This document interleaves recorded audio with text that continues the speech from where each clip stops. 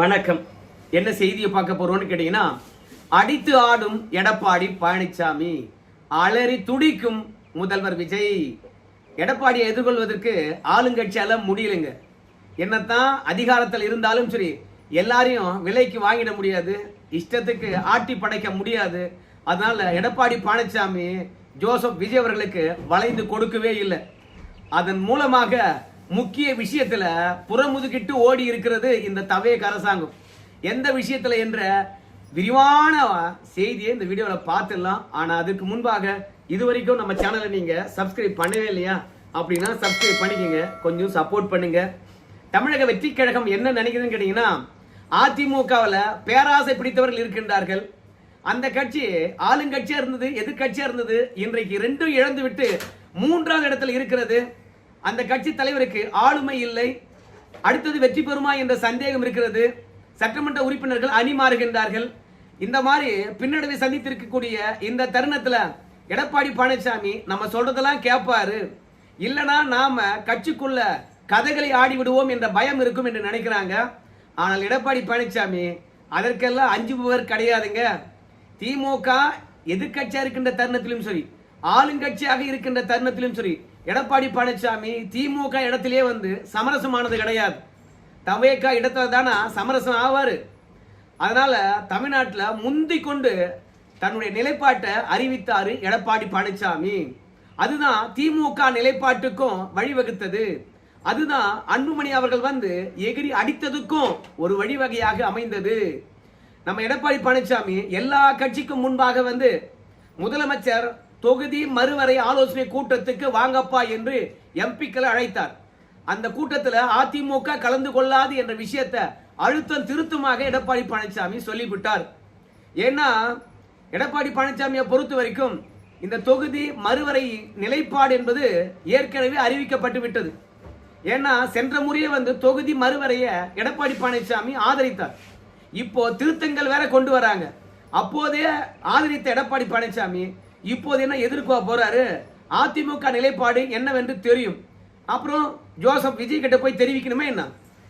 அது மட்டும் கிடையாது, எம்பிக்களுக்கு நேரடியாக தலைமைச் செயலாளர் கடிதம் எழுதி வாங்க முதலமைச்சர் தலைமையில் வந்து தொகுதி மறுவரை தொடர்பாக ஆலோசனை நடத்தணும் அப்படின்னு அழைத்தால் அந்தந்த கட்சி எம்பிக்கள் போவாங்களா? தலைமைக்கு கட்டுப்பட்டவர்கள் அல்லவா? அப்போ கடிதத்தை யாருக்கு எழுதியிருக்கணும்? தலைமைச் செயலாளரை எழுதினா கூட தலைமைக்கு தான் எழுதணும். நம்ம அதிமுக இருக்காங்கன்னா அவங்களுடைய தலைவராக இருக்கக்கூடிய எடப்பாடி பழனிசாமிக்கு தான் எழுதியிருக்கணும். திமுக தலைமைக்கு தான் எழுதியிருக்கணும். அன்புமணி ராமதாஸுக்கு தான் கடிதம் எழுதியிருக்கணும். ஆனால் தலைமைச் செயலாளரை பொறுத்த வரைக்கும் நேரடியா எம்பிக்களுக்கு கடிதம் எழுதிவிட்டு வாங்க ஆலோசனை கூட்டத்துக்கு அப்படின்னு அழைக்கின்றார். தலைமையினுடைய உத்தரவை மீறி எந்த எம்பியாவது போவாங்களா? இதெல்லாம் நடக்கிற காரியமா? ஒரு எம்பியினுடைய முடிவு அவங்களுடைய சொந்த முடிவே என்ன கிடையாது. கட்சியுடைய கொள்கை முடிவு, ரெண்டாவது அந்த தலைவருடைய முடிவு தான் எம்பிக்களுடைய முடிவு. அதனால அனைத்து கட்சி கூட்டத்தை தான் கூட்டி இருக்கணுமே அன்று ஒருபோதும் சரி எம்பிக்கள் ஆலோசனை கூட்டத்தை கூட்டி இருக்கவே கூடாது. அது தப்பு. அதனால கடிதத்தை தலைமைக்கு எழுதியிருக்க வேண்டும். தலைமைச் செயலாளர் வந்து பாத்தீங்கன்னா எம்பிக்களுக்கு எழுதிவிட்டார். ஒரு கட்சியுடைய நிலைப்பாட்டை போய் முதலமைச்சர்கிட்ட எப்படி தெரிவிப்பாங்க? பாராளுமன்றத்தில் அவங்க என்ன நிலைப்பாடு எடுக்க போகின்றார் என்ற விஷயத்தை எப்படி நம்ம முதலமைச்சருக்கு போய் தெரிவிப்பாங்க? ஒரு கட்சியுடைய ரகசியம் அல்லவா, எப்படி தெரிவிப்பாங்க? அதனால இது தவறான முன்னுதாரணம். யாரோ ஒருத்தர் முதலமைச்சரை தவறா வழி நடத்தி இருக்கிறாங்க. இதுல அன்புமணி ராமதாஸ் வந்து தெளிவாக சொல்றாரு, இந்த எம்பிக்களுடைய ஆலோசனை கூட்டம் எதுக்கு தெரியுமா? திமுக என்ன நிலைப்பாடு எடுக்க போகுது அதை தெரிந்து கொள்ள வேண்டும் என்ற ஒரே காரணத்தினாலதான் எம்பிக்களுக்கு தலைமைச் செயலாளர் அவர்கள் கடிதம் எழுதி வாங்கப்பா முதலமைச்சர் தலைமையில் ஆலோசனை கூட்டம் நடக்குது அப்படின்னு எம்பிக்களை அழைத்திருக்கின்றார்.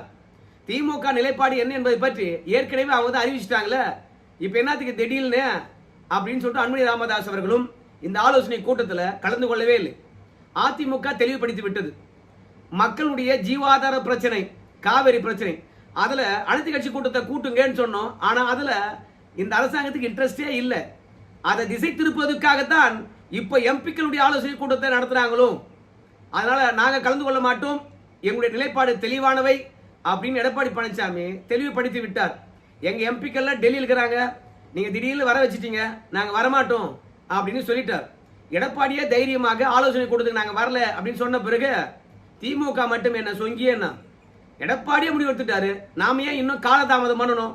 அதனால கனிமொழியை விட்டு அறிக்கை வெளியிட விட்டுட்டாங்க. எங்க ஆட்சி இருக்கின்ற போதே நாங்க அனைத்து கட்சி கூட்டத்தை கூட்டிட்டுங்க, உங்களை மாதிரி எம்பிக்களை கூப்பிட்டு நாங்க ஆலோசனை நடத்தல. எல்லா கட்சிக்காரங்களும் எம்பி இருக்கிறவன் எம்பி இல்லாதவன் என்று எல்லாரையும் கூப்பிட்டோம். எல்லாருமே தொகுதி மறுவரைக்கு வந்து பார்த்தீங்கன்னா எதிர்ப்பு தெரிவித்தார்கள். பாஜக கூட்டணியில் இருக்கிறவங்க மட்டும் மாறுபட்ட நிலைப்பாடு எடுத்தாங்க. ஆனா தமிழகத்துக்கு எந்தவித பாதிப்பும் வரக்கூடாது என்பதுல எல்லாமே ஒருமித்த கருத்துடன் நாங்க ஆலோசனை கூட்டம் நடத்தணும். அப்படி நடத்தி அன்றைக்கே நாங்க முடிவெடுத்து விட்டோம். 1971 இந்தியா முழுவதும் என்ன மக்கள் தொகை இருந்ததோ அந்த மக்கள் தொகைக்கு ஏத்த மாதிரி தொகுதி மறுவரையறையை செய்யணும். அப்படி செஞ்சாங்கன்னு வச்சுங்களேன், நாங்க ஆதரித்து ஓட்டு போடுவோம். அதே மாதிரி தமிழகத்துக்கான பிரதிநிதித்துவம் 7.18%. அந்த பிரதிநிதித்துவமானது குறையாமல் இருந்ததுன்னா நாங்க தொகுதி மறுவரையை ஆதரிப்போம். மொத்தத்துல தென் மாநிலங்களுக்கு எந்த விதமான பிரதிநிதித்துவம் குறையக்கூடாது. அதோட இன்னும் இந்த மசோதாவை எப்ப கொண்டு வர போறாங்க, எப்படி கொண்டு வர போறாங்கன்ற விஷயமா தெரியாது. அப்படி இருக்கும்போது நாங்க எப்படி முதலமைச்சர் கூட்டுகின்ற இந்த ஆலோசனை கூட்டத்தில் கலந்து கொள்ள முடியும்? எதையோ இந்த அரசாங்கமானது திசை திருப்புவதற்காக மட்டும்தான் இந்த ஆலோசனை கூட்டத்தை போடுற மாதிரி தெரியுது. விவசாயிகள் பிரச்சனை, மேகதாது அணை பிரச்சனை, இவற்றையெல்லாம் திசை திருப்புவதற்காக இந்த ஆலோசனை கூட்டத்தை போடுற மாதிரி தெரியுது. அதனால நாங்கள் ஏற்கனவே முடிவெடுத்து விட்டோம். அந்த முடிவில் உறுதியாக இருக்கின்றோம். நாங்க தான் இந்த சட்ட நகலையே எரித்தோம், கருப்பு சட்டை போட்டுக்கிட்டு. நாங்க எப்படி தமிழ்நாட்டு உரிமைக்கு எதிராக இருந்தால் ஆதரிப்போம். அது மட்டும் கிடையாது, இப்ப எதற்காக கம்யூனிஸ்ட் கட்சிகளா இருக்கலாம், காங்கிரஸா இருக்கலாம், அதை தாண்டி இன்னும் சில கூட்டணி கட்சிகளாக இருக்கலாம், எதற்காக முதலமைச்சர் கூட்டுகின்ற ஆலோசனை கூட்டத்துக்கு போறாங்கன்னு நமக்கு தெரியல. ஏன்னா திமுக அனைத்து கட்சி கூட்டத்தை நடத்திச்சு. அந்த கூட்டத்தில் திமுகவில் இருந்த கூட்டணி கட்சிகள் அத்தனையும் திமுக நிலைப்பாடு தான் எங்க நிலைப்பாடு என்று சொல்லிவிட்டார்கள். இப்ப திமுக நிலைப்பாடு எந்த இடத்திலும் மாறவே இல்லை. அன்றைக்கு எடுத்த நிலைப்பாட்டில் உறுதியாக இருக்கின்றோம். தமிழகத்துக்கு துரோகம் இழைக்கப்படும் என்றால், பிரதிநிதித்துவம் குறையும் என்றால் அந்த மசோதாவை நாங்கள் ஆதரிக்க மாட்டோம் என்ற நிலைப்பாட்டில் அப்படியே இருக்கிறோம். அப்படி இருக்கும்போது இப்ப முதல்வருடைய ஆலோசனை கூட்டத்தில் எதுக்காக கலந்து கொள்ளணும்? அவசியம் என்ன ஏற்பட்டது? அதனால கூட்டணி கட்சிகள் வந்து தன்னுடைய நிலைப்பாட்டை ஜோசப் விஜய்க்கு ஏற்ற மாதிரி மாற்ற போறாங்களா, இல்ல பழைய திமுகவுடன் இருக்கின்ற போது ஒரு நிலைப்பாடு கொண்டிருந்தாங்களே அந்த நிலைப்பாட்டுடனே இருக்க போறாங்களா அப்படின்னு வந்து கனிமொழி அவர்கள் கேட்டிருக்கின்றார்கள்.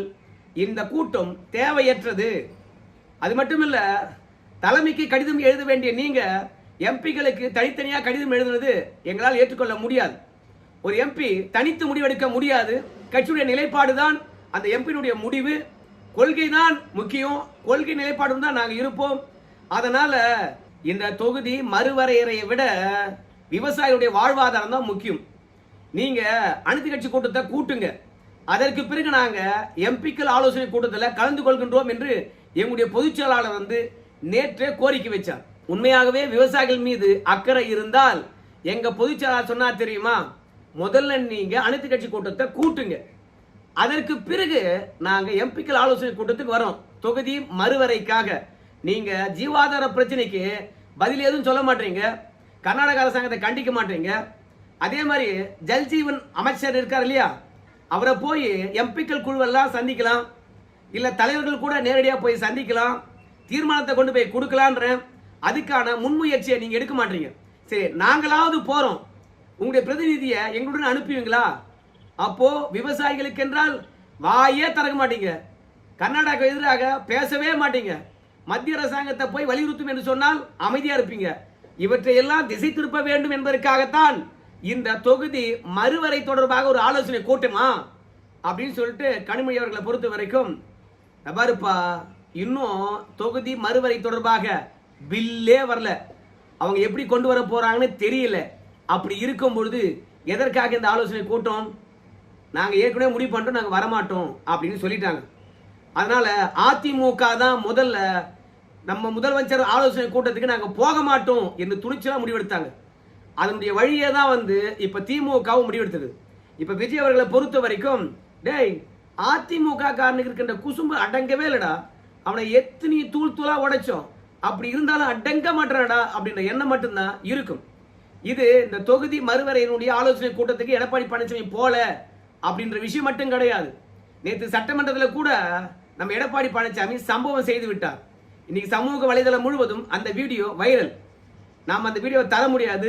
ஏன்னா சட்டமன்றத்தில் வந்து அந்த வீடியோ அங்கீகாரம் பெறப்பட்டதா இல்லை நீக்கப்பட்டதான்னு தெரியாது. எக்ஸ்தலத்தில் போடலாம், அது ஒன்றும் பிரச்சனை கிடையாது. ஆனால் யூடியூப்ல அந்த வீடியோ போட முடியாது. என்ன தெரியுமா? முதலமைச்சர் பதிலளிப்பதற்காக எழுந்திருக்கிறார். எடப்பாடி பழனிசாமி உட்காருங்க உட்காருங்க நான் பேசணும் அப்படின்னு சொல்றார். முதலமைச்சர் வந்து மைக்கை பிடிச்சிட்டு இப்படி திரும்பி திரும்பி பார்க்கிறார். உடனடியாக சபாநாயகர் வந்து நீங்க உட்காருங்க என்ன சொல்ல வரீங்க அப்படின்னு சொல்லிட்டு கேட்கிறார். முதல்ல எதிர்கட்சி தலைவரை முழுமையா பேச விடுங்க, குறுக்கிடாதீங்க. இதற்கு முன்புதான் அமைச்சர்கள் குறுக்கிட்டு கொண்டே இருந்தார்கள். இப்ப முதலமைச்சர் எழுந்து குறுக்கிடுகின்றார். மொத்தத்தில் நம்ம எதிர்கட்சி தலைவர் பேசுகிற வரைக்கும் குறுக்கிட்டு கொண்டே இருப்பீங்க, அது தொடர்ந்து கொண்டே இருக்கும். நாங்களாம் எப்ப கருத்தை தெரிவிப்பது? இப்போ எதிர்கட்சி தலைவர் பேசிட்ட பிறகுதான் நாம் பேசணும். எதிர்கட்சி தலைவர் பேசாம அப்படியே இழுத்தடிப்பு செய்து விட்டு நாங்க பேசுறதெல்லாம் தடுக்க பாக்குறீங்களா? முதலமைச்சரா இருந்தாலும் சரி, வேற யாரா இருந்தாலும் சரி, சட்டத்தை ஃபாலோ பண்ணுங்க. சட்டத்தை மீறி நீங்க செயல்படுறீங்க அப்படின்னு சபாநாயகருக்கே வந்து கிளாஸ் எடுத்தார். உடனே சபாநாயகரை பொறுத்த வரைக்கும் நீங்க உட்காருங்க, எனக்கு கிளாஸ் எடுக்காதீங்க, யார் பேசணும் யார் பேசக்கூடாதுன்னு எனக்கு தெரியும், உட்கார போறீங்களா இல்லையா அப்படின்னு சொன்னார். நபர் என்ன மிரட்டி பார்க்காதீங்க. என்ன மிரட்டுறீங்களா? உங்களை பார்த்து பயப்படணுமா? யாருன்னு நினைச்சீங்க அப்படின்னு சும்மா எடப்பாடி பழனிசாமி சவுண்ட் விட்டார். மொத்தத்தில் எடப்பாடி பழனிசாமி ஆவேசமா பேசுறத வீடியோவா காட்ட மாட்டாங்க, யதார்த்தமாக அந்த பக்கம் கேமரா போயிடுச்சு. அதனாலதான் எடப்பாடி பழனிசாமி ஆவேசமா பேசுனதும் நம்ம சபாநாயகருக்கு எச்சரிக்கை விடுத்ததும் சும்மா சட்டப்பேரவையை குலுங்குச்சிங்க. ஏன்னா கலைஞரை பார்த்தவங்க, ஸ்டாலினை பார்த்தவங்க. அதனால எடப்பாடி கீழே இருந்து கட்சியில வேலை பார்த்து எடப்பாடி கிட்டே சீட்டு வாங்கி ஒரு முறை நின்று தோத்தவர் இப்ப இருக்கின்ற சபாநாயகர். கால மாற்றம், அதிர்ஷ்ட வாய்ப்பு, சபாநாயகரா போய் உயர்ந்திருக்கின்றார். அதுக்காக கடந்த கால ஒரு தலைவன் என்ற ஒரு இமேஜ் இருக்கும். எப்படி கலைஞருக்கு வந்து பாத்தீங்கன்னா முத்தமிழறிஞர் கலைஞர்னு சொல்லிட்டு நம்ம சபாநாயகர் அவருக்கு பாராட்டு பத்திரம் தெரிவிக்கிறார். எல்லாம் நினைச்சா கொடுமையா இருக்கு. அதனாலதான் எடப்பாடி பழனிசாமியை பொறுத்த வரைக்கும் நீங்க யாருன்னு எனக்கு தெரியும், இரண்டாவது என்னை ஏன் பேச விடமாட்டீங்கன்னு எனக்கு தெரியும் அப்படின்னு சொல்லிட்டு சட்டப்பேரவையிலே சும்மா அடிச்சு நொறுக்கினார். எடப்பாடி பழனிசாமி ஆவேசமா பேசுறாருன்னு தெரியுது, பாயிண்ட் பை பாயிண்டா பேசுறாங்க. ஆனால் திமுக மற்றும் தவேகா ரெண்டு பேரும் அரசியல் ரீதியாக குற்றச்சாட்டு வச்சுக்கிட்டே இருக்கிறாங்க. அதனால மக்கள் பிரச்சனையை பேசுற மாதிரி தெரியல. அதனால எடப்பாடி பழனிசாமி பேசுறது மக்களிடையே போச்சுன்னு வச்சுங்களேன், பெரிய பிரச்சனை ஆயிடும். அதனால எடப்பாடி பழனிசாமி பேசுறத காட்டவே இல்லை, கட் பண்ணிட்டாங்க நேரலைய. அக்ரி கிருஷ்ணமூர்த்தி அவர்கள் வந்து குறிப்பிட்டு காட்டினார், ஏதாவது டெக்னிக்கல் பிரச்சனை இருக்கும் நான் கேட்டுட்டு அதை சரி பண்றேன் அப்படின்னு சொல்லிட்டாரு நம்ம சபாநாயகர். பேசின விஷயம் எல்லாம் வந்து பாத்தீங்கன்னா போனது தானே, மக்கள் மன்றத்துக்கு போக வேண்டியதை கட் பண்ணிட்டு பிறகு ஆராய்கின்றேன் என்று சொல்றார் சபாநாயகர். ஸோ அந்த அளவுக்கு சட்டமன்றத்தில் யாரா இருந்தாலும் சரி எதிர்த்து போரிடக்கூடிய ஒரு போராளியாக எடப்பாடி பழனிசாமி இருக்கின்றார். உள்ளத்துக்குள்ள காயம் இருக்கத்தானே செய்யும், ஆறாத ரணம் இருக்கத்தானே செய்யும். பாவி வெற்றி பெற்று கட்சி உடைச்சிட்டானே, சுயநலவாதிகள் அந்த பக்கம் ஓடிட்டாங்களே, எப்பேற்பட்ட கட்சி, எவ்வளவு கண்ணியமா இருந்த கட்சி, தமிழகத்துல அதிக நாள் ஆண்ட கட்சி இப்படி நாசம் பண்ணிட்டாங்களே அப்படி எண்ணம் இருக்கத்தானே செய்யும். அதெல்லாம் வந்து பாத்தீங்கன்னா சட்டப்பேரவையில் எடப்பாடி பழனிசாமிக்கு இன்னும் உஷ்ணத்தை ஏத்துது. அதனால்தான் சரி தன்னுடைய வாய்ப்பு பறிக்கப்படுகின்ற போது கோபத்தினுடைய உச்சத்துக்கே போயிடுறாரு, கேள்வியை கேட்கிறாரு, சும்மா அதிருது சட்டப்பேரவை. ஆனா நேரலை தான் வர்றது கிடையாது. சரி, இந்த ஆலோசனை கூட்டத்தில் யார் தான் கலந்து கொள்கின்றார்கள் என்று பார்க்கும்போது இது தமிழக வெற்றி கழகத்தினுடைய கூட்டணி கட்சியினுடைய ஆலோசனை கூட்டம் போல மாறி போச்சு. ஏன்னா பிரதான எதிர்கட்சிகள் யாருமே கலந்துக்கல. கம்யூனிஸ்ட் கட்சியில் இருக்கக்கூடிய சுப்பராயன் கூட கேட்கிறாரு, இந்த எம்பிக்களுடைய ஆலோசனை கூட்டம் தேவையில்லையா சாமி, விவசாயிகளுடைய வாழ்வாதார பிரச்சனையா இருக்கக்கூடிய காவிரிக்கான அனைத்து கட்சி கூட்டத்தை கூட்டு, அதுதான் முக்கியம் அப்படின்னு சொல்லிட்டு அந்த சுப்பராயனே போய் இப்போ ஆலோசனை கூட்டத்தில் கலந்து கொள்ள போறார். அதனால இந்த அரசாங்கத்துக்கு அனுபவம் இல்லை, அதனால திசை திருப்ப கூட தெரியல. இவங்க திசை திருப்புகின்ற விஷயமானது ஒட்டுமொத்தமா மக்களுக்கே தெரியுது. அதனால்தான் அம்பலப்பட்டு நிக்குது. அதனால்தான் கூட்டணி கட்சிகளே வந்து பாத்தீங்கன்னா எதிர்ப்பு தெரிவிக்கின்றார்கள். இதுல மருத்துவத்துறை அமைச்சர் அருண்ராஜ் அவர்கள் பொறுத்த வரைக்கும் காவிரி தொடர்பான பிரச்சனையிலிருந்து திசை திருப்புவதற்காக இந்த ஆலோசனை கூட்டம்லாம் கிடையாது, அதை பற்றி நாங்க பயப்படவும் இல்லை அப்படின்னு சொன்னவர் ராஜ்மோகன் அவர்களை பொறுத்த வரைக்கும் இந்த ஆலோசனை கூட்டத்தில் கண்டிப்பா கலந்து கொண்டிருக்க வேண்டும், கலந்து கொள்ளாதது அவங்க சுயநலத்தை காட்டுகிறதுன்றாரு. அதே மாதிரி வந்து காங்கிரஸ் கட்சியினுடைய தலைவர் மாணிக்கம் தாக்கூர் அவர்கள் வந்து இந்த ஆலோசனை கூட்டத்தில் கலந்து கொள்ளாதவர்கள்லாம் தன்னுடைய சொந்த நலத்துக்காக மாநில நலனை விட்டு கொடுக்கின்றார்கள் என்று சொல்றாங்க. காங்கிரஸ் கட்சிக்காரன் மாதிரி எவனா சுயநலவாதி இருக்க முடியுமா? ஒரு கூட்டணியில நின்று வெற்றி பெற்று சொல்லாம கொள்ளாம ஓடி போய் இன்னொரு கூட்டணியில சேர்ந்துக்கிட்டு பதவி பெற்ற அவங்க பேசுறாங்க மாநில நலன் சார்ந்து நடக்கிறதா ஆலோசனை கூட்டம். உண்மையா தலைமைக்கு தான் கடிதத்தை எழுதியிருக்கணும். ஆனா எம்பிக்களுக்கு கடிதம் எழுதி தலைமையை மதிக்காத போனதை எப்படி ரசிப்பாங்க அதிமுக திமுக? அதனால தான் இந்த ஆலோசனை கூட்டத்துக்கே போல. மொத்தத்துல திமுக விஷயத்திலும் சரி அதிமுக விஷயத்திலும் சரி தவேகா ஒவ்வொரு முறையும் சறுக்குது, கோட்டை விடுது. கூட இருக்கக்கூடிய ஆலோசனை வழங்கிகள் என்ன பண்றாங்கன்னு தெரியல. இந்த வீடியோ தொடர்பாக உங்க கருத்து சொல்லுங்க. நன்றி.